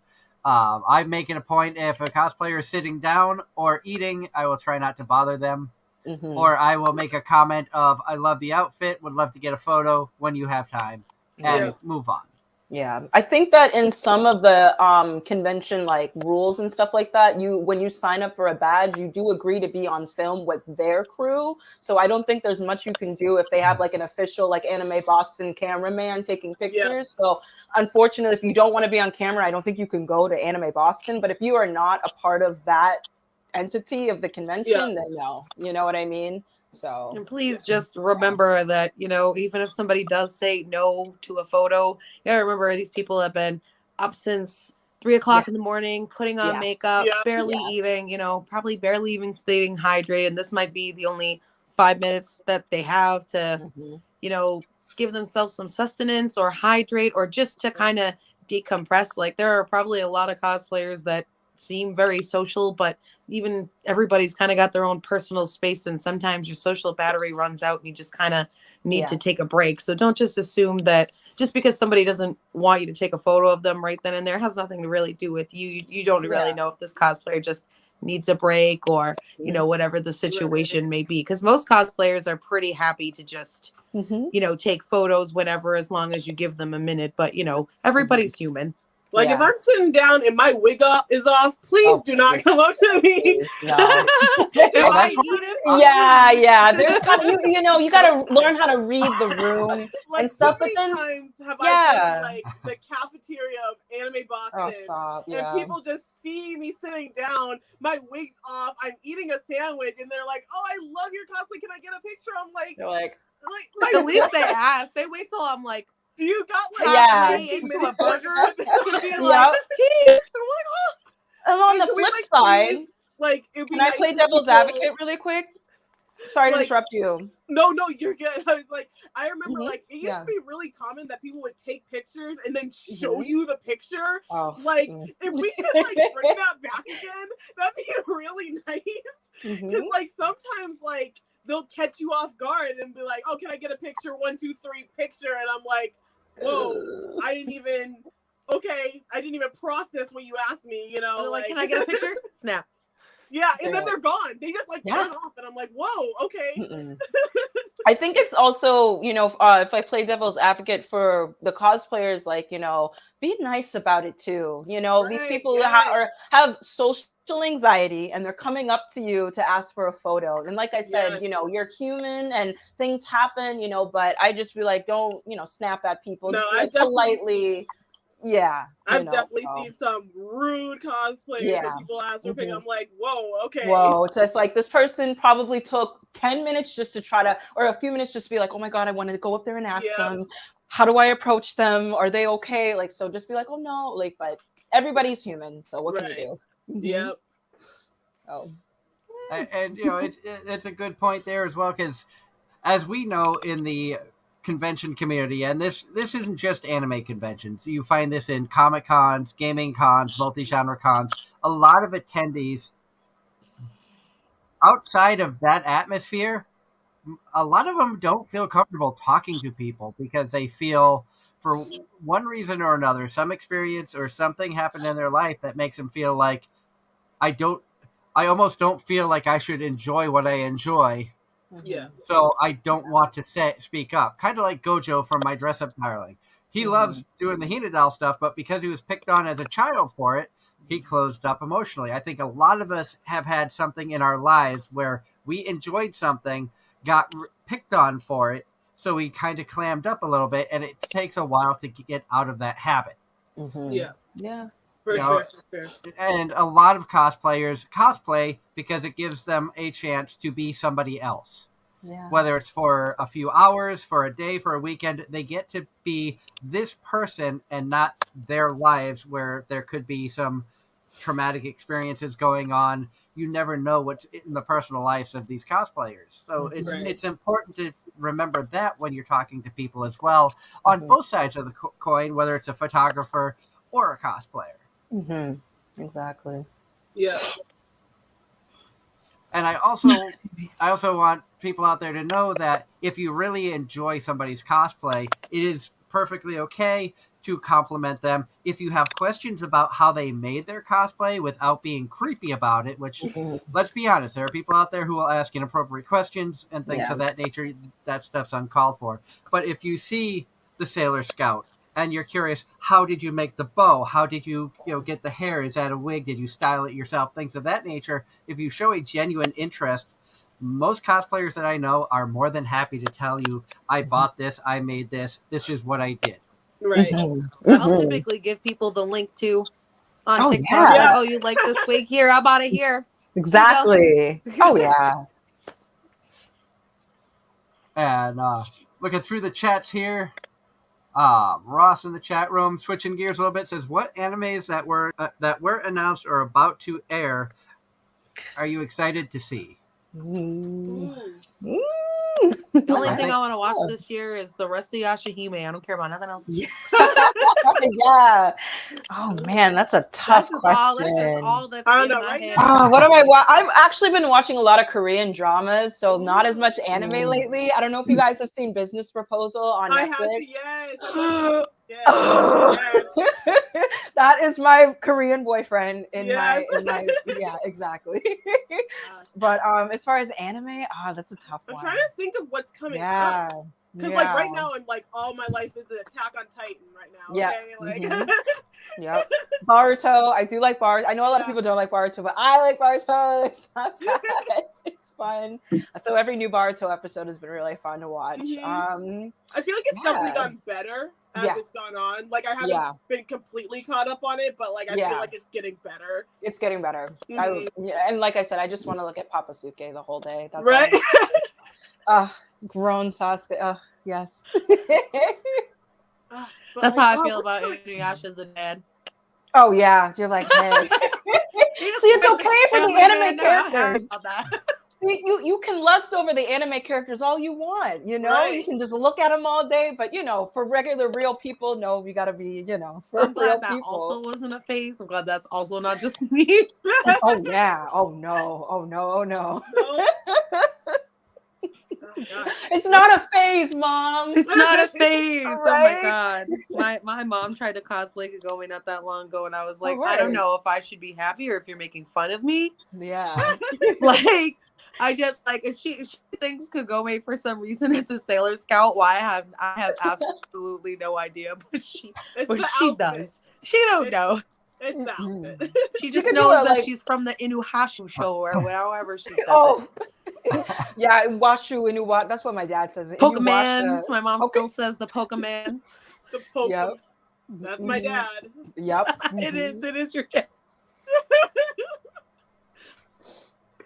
Like no, literally whenever like I used to be like big into drawing when I first started anime or whatever, and like every anime character I drew, my dad was like, "Oh, is that a Pokemon?" I'm like, "No." I'll never forget that day we were walking past the park, and I think it was in Manchester. My dad was with me, and I had Henry and his bassinet, and there was clearly cosplayers from Granite State Comic-Con sitting at the park, and we walked by, and my dad goes, "Is that Sailor Moon?" And it was. And I'd never been so proud to be his daughter. I was like, you actually got it correct. And I'm not quite sure if you guessed, but you got it correct. Nice. My dad just brings a chair nowadays. He goes on his own. It's interesting. My dad took us. Yeah, he took me as a kid, 14, 15, and when I was underage. And then, of course I went with my friends and then boyfriend, and now I'm older. But he just goes on his own by himself. He brings a chair. He has his tea and he's just looking at the cosplayers and, he plays Sudoku, just sitting there. He's such an old man. Like my dad, he used to bring me like especially when I first moved up here, he would bring me to like Anime Boston and stuff. Yep. And like, we're walking around and like every cosplayer is like, "Oh, who's that? Who's that?" I'm like, "I don't know. Like, I don't know that." I know every anime. You have all these answers. I'm like, literally, I don't know why that person. It's just the meme. Is this anime? Yeah. This anime. Is this anime? Yeah. Oh my god. And that's another cool side of the cosplay community is you could be any age to cosplay. It does not discriminate against age, race, gender, anything of that nature, which is one thing I love about the community.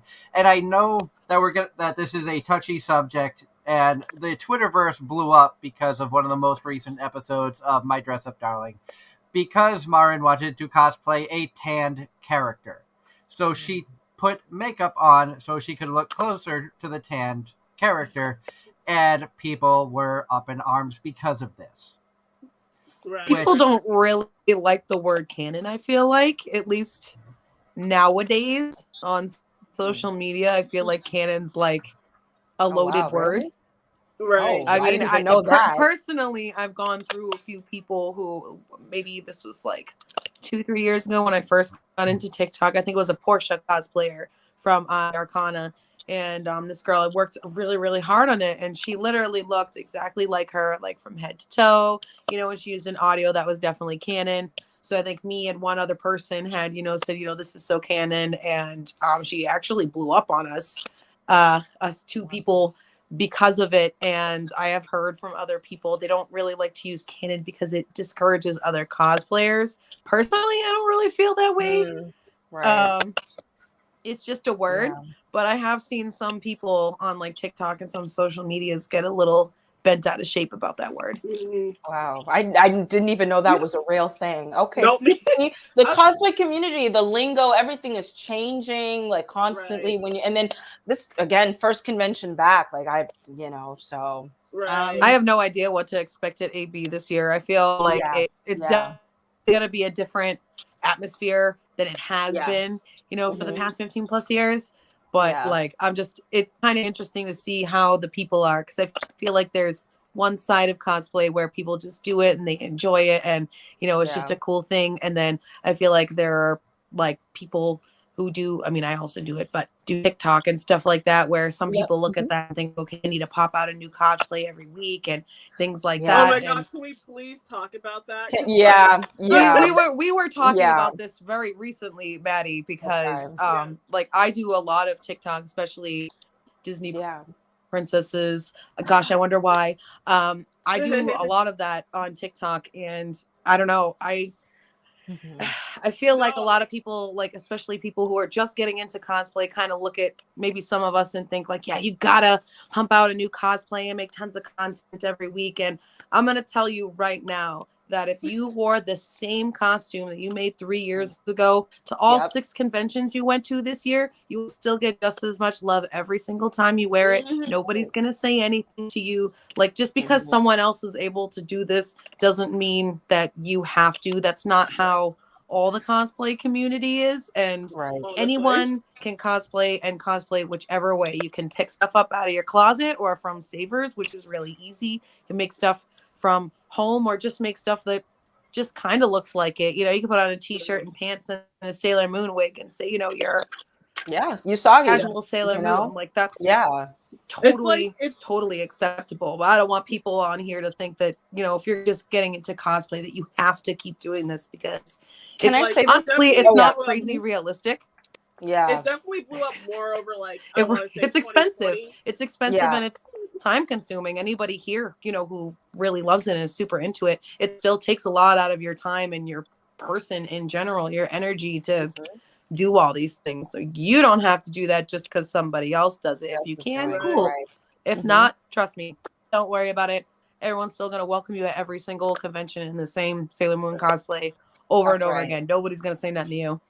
And then there's a plus to can I really quick? I think there's a plus to that people will probably recognize you as that character. You'll become kind of more known in the convention, circuit, if you dress as the same character, like Mansty. We know who he is because he's dressed as Mansty.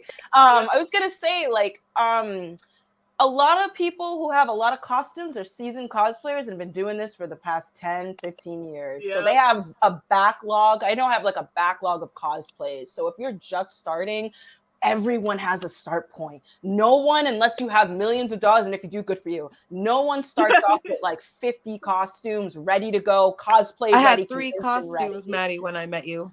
It's and I had been cosplaying for like 15 years at the time. And I only had 3 at that time. Granted, COVID kind of hit like a truck, and now I have nothing else better to do with my time, so I'll do this more. But it definitely, like, I could say is like when 2020 hit, I was like, wow, now I have nothing to do. Wow, what was that? So what better to do than focus on my hobby? Like, I had time, I had money, so I was able to buy more stuff, and I was pumping out content on Instagram. Nice. Probably like, every 2 weeks I had a new like thing going on, and then like one day, like halfway through 2020, all of a sudden I just hit this like tired block. It's tiring putting on a costume, taking photos, posting them, coming up with captions, blah blah blah blah, and I literally just fell off. Like, it was like I like just stopped completely. But like, that's what people expected though. Like, people expected like, oh, keep on putting out stuff, blah blah blah. And with like Amazon, you can get things like within a day now, and you can like, you can keep on doing that. But like, I have a job now. Like, I can't spend like an entire day like getting into cosplay, it's just tiring now. So but to see that like fast fashion, the cosplay is like just like, it's super easy to like acquire a cosplay. And like, it wasn't before, I think it was not. When I mean, some of us are unfortunately older than others.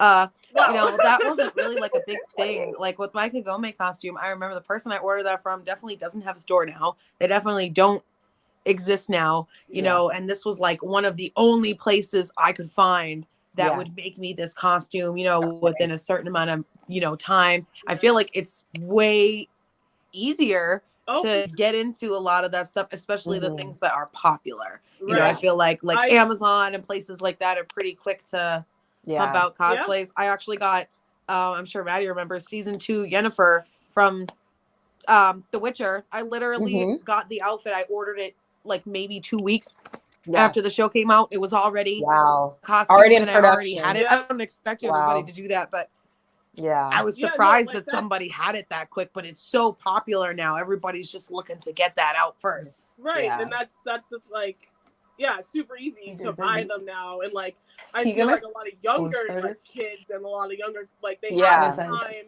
and like they have the quote unquote money to do it. So then when more younger kids come in, they're like, oh, that's the way you have to do it. And then here's me.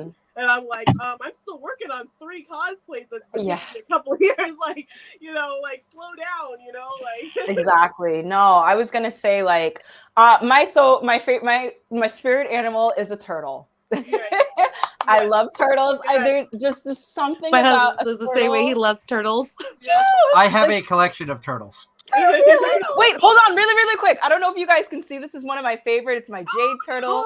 I have that turtle, and this was one that I got recently. And I have another one right here. Oh, I love that. And then this one. Oh wait, one more. So this is my other turtle too.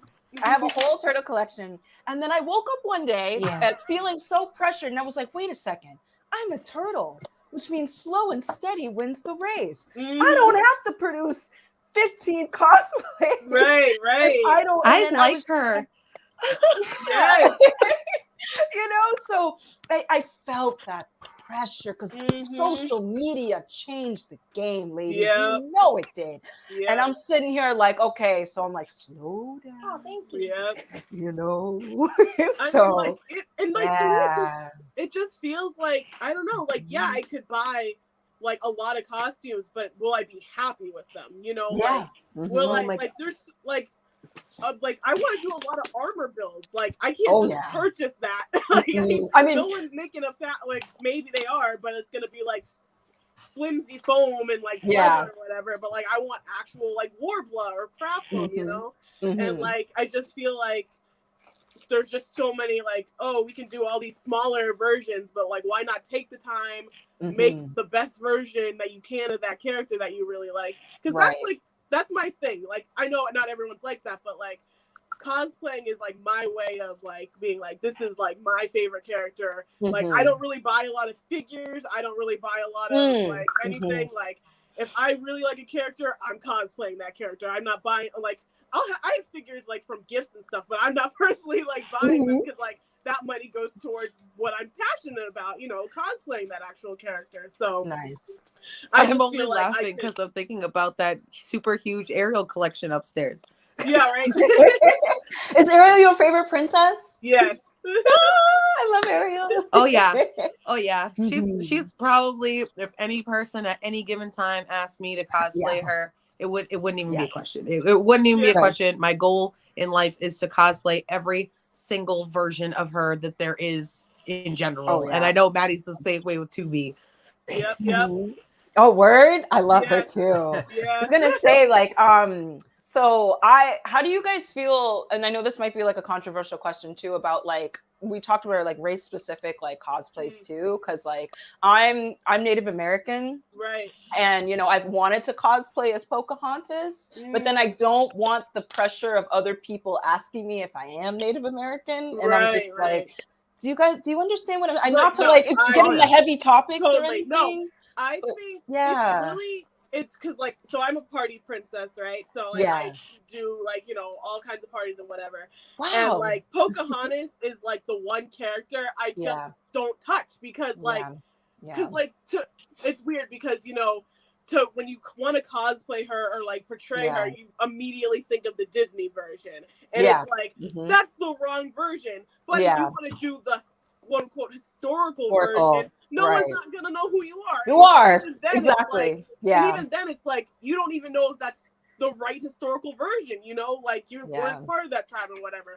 So like that's just like some like when it comes to like historical characters, and especially if they were like badly portrayed in the media, I just straight up don't even touch that because like I don't need like there's just too much to unpack there. And I want to so badly because you know my tribe is Punkapog. You know, I don't know if you guys are from Massachusetts, but you know they're at Massachusetts at Punkapog. So I feel like I want. Obviously, she was Wampanoag, but I feel like I'm like okay, it's like around the same area. Like I want to represent her, but at the same time, I'm just kind of like I don't want people coming up to me asking me, oh, how can you do that? You're not Native American. I'm like, whoa, hold on, like you know. So it's this kind of fight that I have that she's sitting right there. Sure. I want to do her, but I don't know if I will. Right. I think we had that conversation, Maddie, when I started doing Esmeralda, I think. Oh, okay. Right. Not to be that guy, but like I feel like a lot of other people that come to my page that also do Disney princesses, even though she's not a princess, you know, ask about her a lot.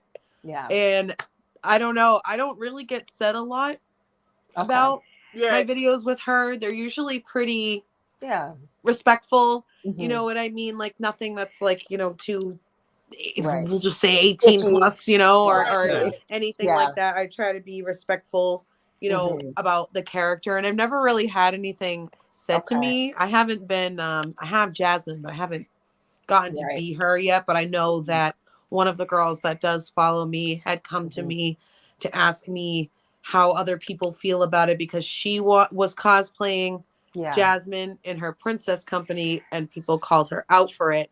And I think when Maddie and I had talked about it, you know, when it comes to the princess thing, that is a whole thing in itself. It's tough.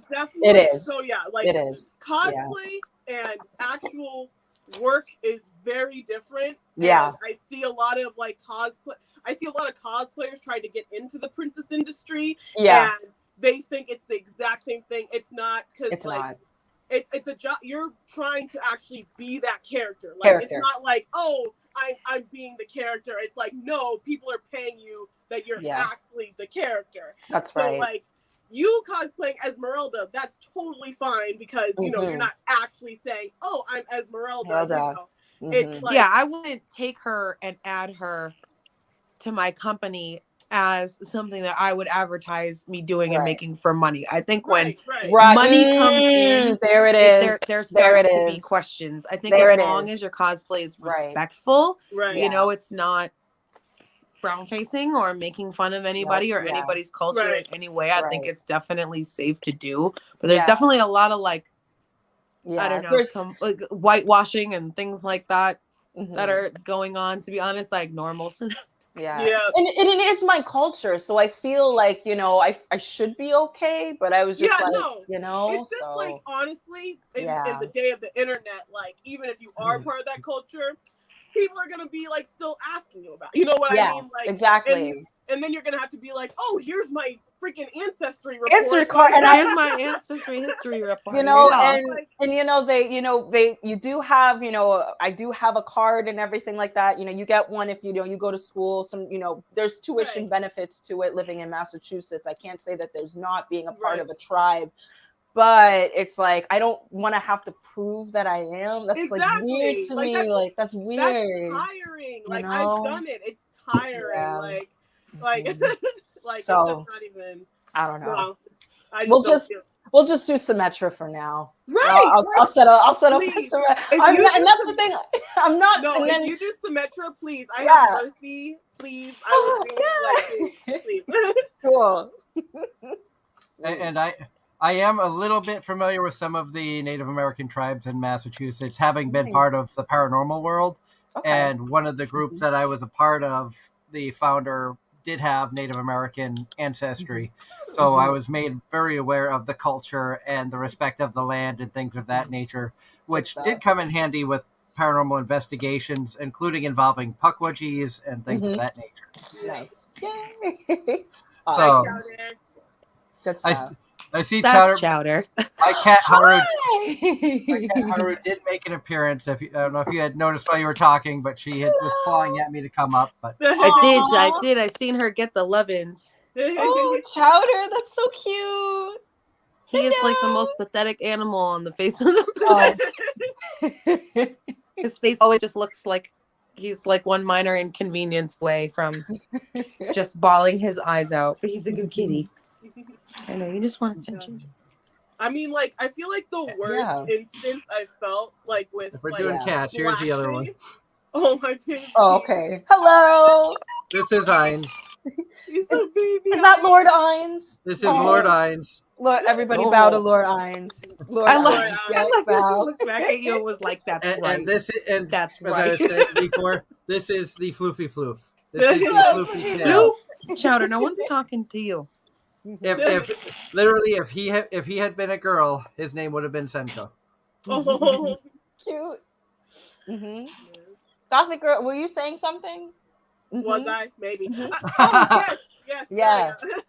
That's my ADHD gone. But like, no, I think like the worst instant I ever like faced with like blackface was like I cosplayed Nessa from Pokemon, like the trainer Nessa, and so I was like, you know, loving it, whatever. All of a sudden, like this girl, she was like, "Oh, I love your Nessa. I do her too." I go to her page, just straight blackface, and I'm like, whoa, and like she kept on commenting on my stuff. I'm like, I don't want to interact with you like at all. Like, please, like, oh my gosh, that was so weird. Like, just to See, my thing is that I think people are smarter than they let themselves. Like, I don't like to give people the benefit of the doubt when it comes to those sorts of things, because the internet is here now. You know, Right. I'm not going to lift my eyes a certain way for a Mulan cosplay.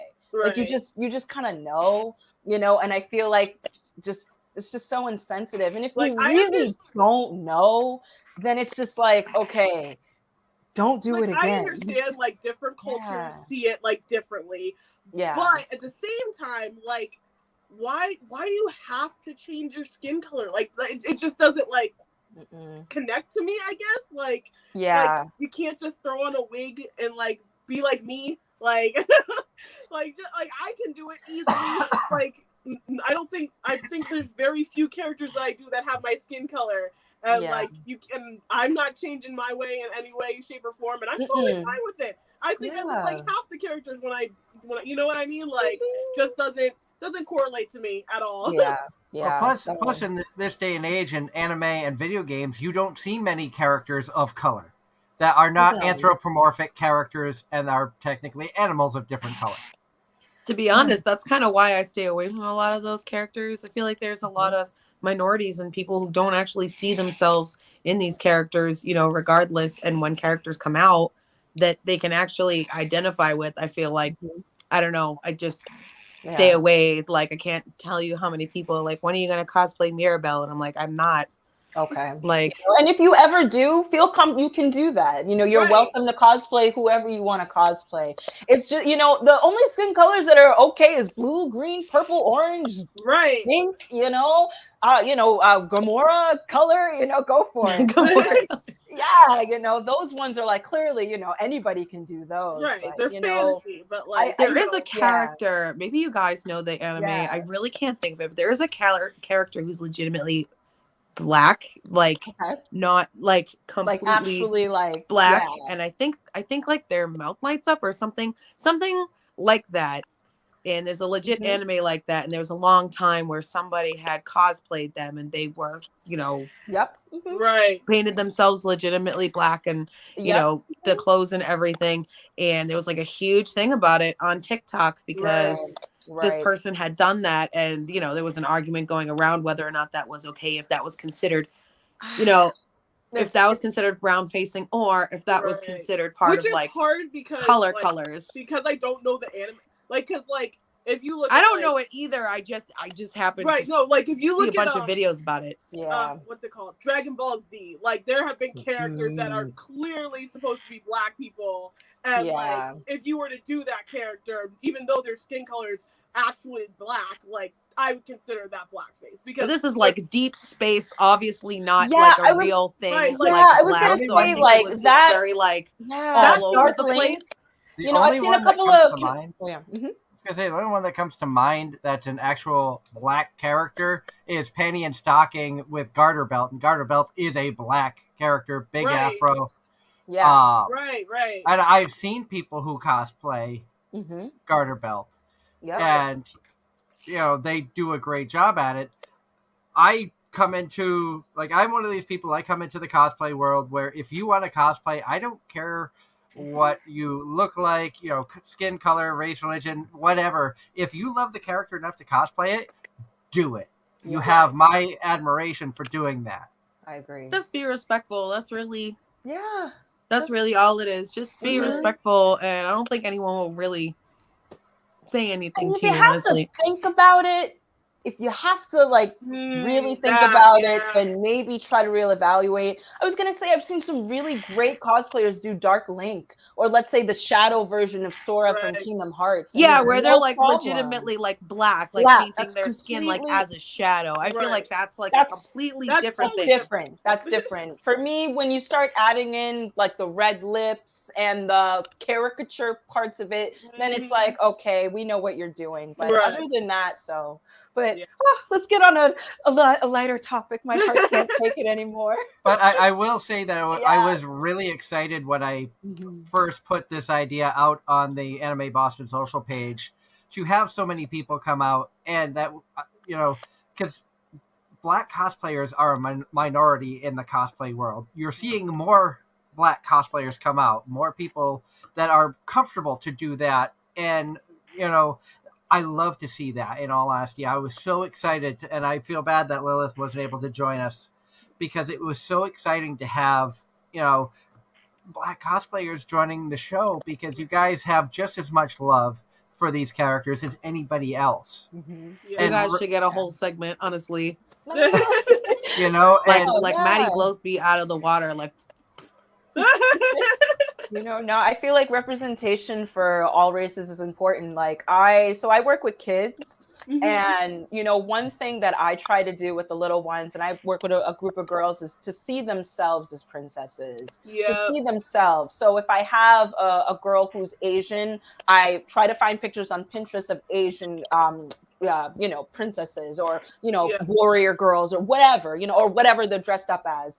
For black girls, it would be a beautiful black princess. For a white girl, it should be a beautiful white princess. They need to see themselves. You need to see yourself. And then as you grow older, you want to cosplay, whatever you want, then go for it. But I feel like instilling that in young kids is very important, not to kind of derail or anything like that. But, often I feel like other, just growing up, which is completely fine.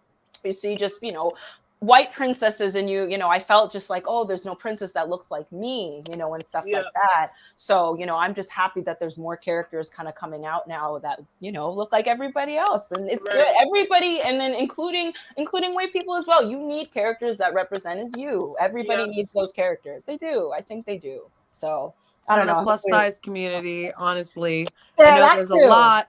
I know you know exactly how I feel. There's a lot that goes with that in general. And it doesn't matter what color skin you are. When you're plus size, it's really hard to see yourself as these characters that have these, I swear, size 5-inch waists, and it's physically impossible. But it's really nice to see other people, other plus size cosplayers that can go onto any platform and just. That's right. Just feel so good about themselves. And there's a lot of little kids out there who, they're chunky and they're self-conscious about their weight, and they think I see all these skinny princesses and that can't possibly be me. And it's just it's not true at all. Yeah, it's not. You're right. I was just thinking that too. I was like, man, I'm not as skinny as I used to be. And I was just saying, I don't know if I want to find cosplay cosplays, as but it's not impossible. I can assure you. I was like, I don't know if I want to cosplay as Tifa, but you guys are just do it. And I was like, you know what? Screw it. Right. Tummy hanging out. Who cares? Whatever.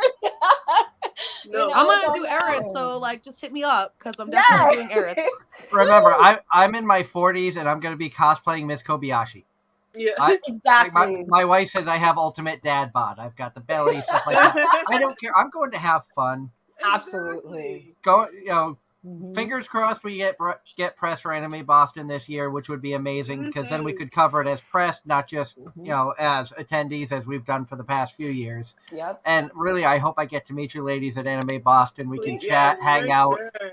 I would love to meet up get and the like photos. chat and like Yes, take a please. picture or something.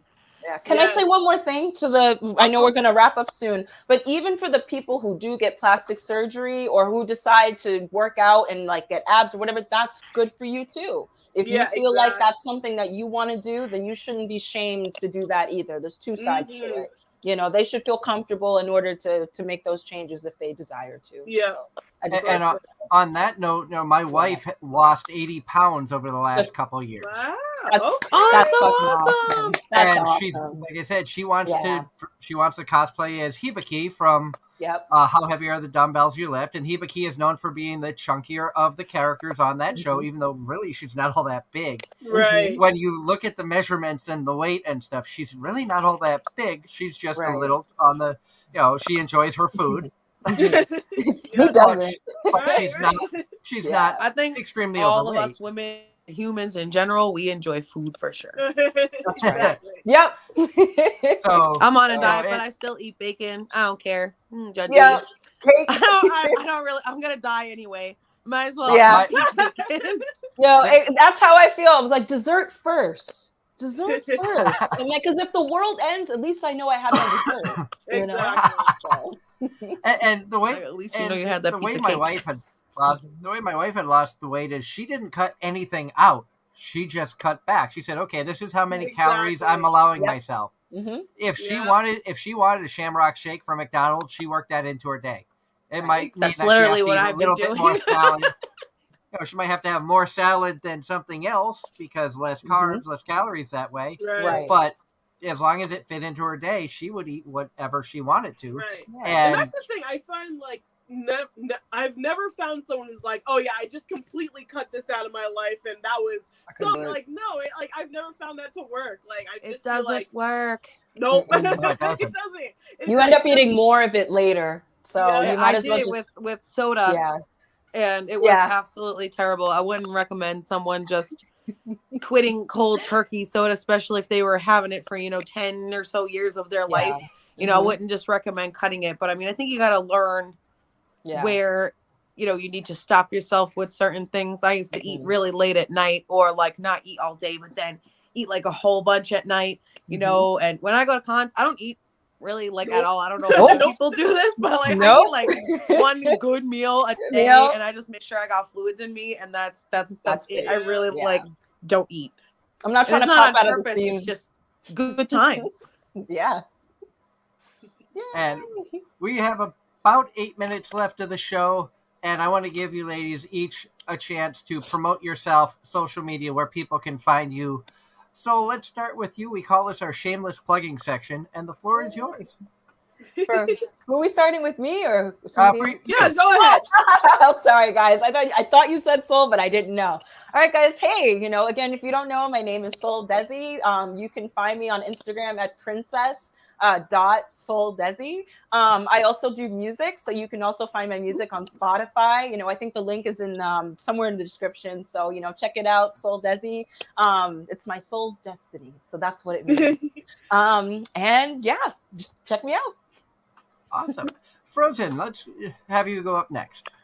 So I am Frozen Heart Cosplay on TikTok and Instagram, and also I just recently started a YouTube. I am very, very, very, very, very new, but hopefully by the end of the year there'll be a lot more cosplay things on there, tutorials, wig styles. I have some photo shoots planned with Maddie and some other people. Hopefully some cosplay music videos becoming, some chats and lives and things, just being at a con and sharing stuff with people. So, and also me gaming and cosplay because I have nothing else better to do in my life.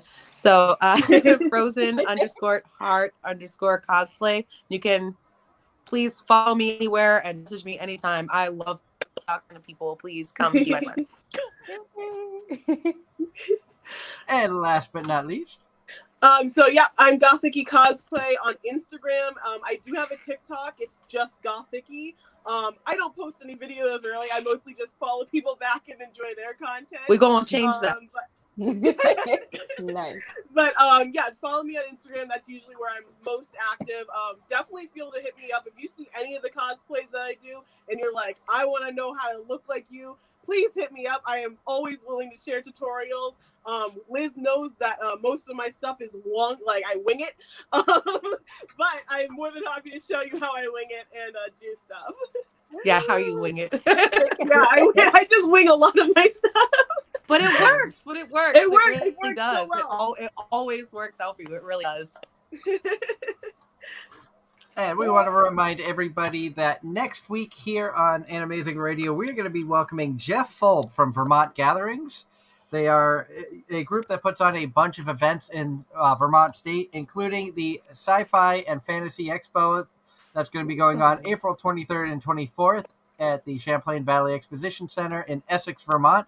You will find us there with a table promoting Anime-Zing Radio. It's going to be a lot of fun talking with Jeff again. Also, we have a very special show coming up next Tuesday, March 29th. We have Bang Zoom Entertainment coming back. For those of you who don't know who Bang Zoom is, they are a recording studio out of LA that is known for recording and working with companies like Sony, Disney. They've worked on anime stuff. A lot of like ReZero animes and stuff were recorded at their studios. We're going to have the president, Eric Sherman, and casting director, Mami Okada, are going to be joining us on the show. So we are really excited to have Bang Zoom coming back for that one. That's going to be a big, big show. Full 2-hour time slot, 8 to 10 p.m. Eastern on that Tuesday night. So you don't want to miss that. That's a big, big one for us. April 3rd is, like I said, is going to be our 8-year anniversary show. We have Lindsay Shepard confirmed for the whole show, and Anthony Bowling is going to be making an appearance at some point. So it'll be fun talking with them. Like I said, I've reached out to a few other voice actors, waiting to hear back if we can get at least one more to come on and hang out for a little bit, because it's always fun having these roundtables with multiple guests. April 10th, we're going to have a representative from PuchiCon joining us, so we're going to be talking more about that convention that you will find us at in May. Really, really excited about getting out to Pennsylvania. It'll be my first convention in the state of Pennsylvania, so this is going to be a lot of fun. And then April 17th, we're going to be welcoming our friend Devira Kai from Big Bucks Entertainment. We're going to be talking with him about Big Bucks' 10-year anniversary. If you don't know who Big Bucks Entertainment are and you are a frequent guest of AAC, they are the company that puts on the game shows. Press Your Luck, Who Wants to Be a Millionaire, they are the people behind that. They've done that at multiple conventions throughout New England, and just Devira, awesome guy. He's actually appeared on Wheel of Fortune with Pat Sajak and Who Wants to Be a Millionaire. So the actual game shows, he's been a contestant on both. So it'll be a lot of fun reconnecting with him. Haven't talked with him in a while. So a lot of good stuff coming up. Working on more guests throughout the rest of April and into May. May's going to be a little bit weird for shows because we do have 2 conventions we will be traveling for. So the weekends of PuchiCon and Anime Boston, we will not have our normal Sunday night shows. We will, however, try to do a live show during the convention at PuchiCon. I think we might even have a panel set up to do a live broadcast for that one. When that happens, we'll see if we can get a guest, one of the voice acting guests, or maybe even pull people out of the audience, some cosplayers and stuff like that, to come on and join us for quick interviews. So you definitely don't want to miss a one-of-a-kind opportunity like that. So I hope everybody enjoyed the show tonight. A big thank you to our wonderful guests who were able to join us. And so I know you said that you didn't know if you were going to stick around for the whole show, and you stuck it out. Thank you so much for that. Yes, after that 12-hour shift. Yeah, I was like so scared. So, but I'm so relaxed, and I'm just like, it feels like I'm talking to friends. So, hey guys, yay, We friends now. Yeah, we are. That's how this works. I have to meet all of you. I have to meet all of you now. So. Yep, I'll do it for sure. We have to try to get Darren up here so we can all hang out. Yes. Yes. And once again, big thank you to our sponsors, Home Circle Media, KC Fox, and of course, Triple S Lawn Care. If you're in the Raleigh, North Carolina area, be sure to look up Triple S Lawn Care if you need some lawns taken care of. once again, big thank you to everybody for joining us tonight. Thank you to all the great questions and the interaction in the chat room. I love seeing it active like this. Really warms my heart to see people coming in and being interactive. We missed that on Blog Talk when we were there for many years, and I wish I had made the jump over to YouTube sooner, because I'm sure we'd be a lot farther along than we are now, but you live and learn. I hope everybody has a wonderful night. Stay safe out there. Hopefully this weather warms up and Mother Nature stops dropping from 50s to 30s. Up here in northern New York, we're going to be in the 20s this week. So stay safe, stay warm, keep enjoying the anime, the cosplays, the games, and we will see you right here next week on Anime-Zing Radio. Bye. Bye, everyone. And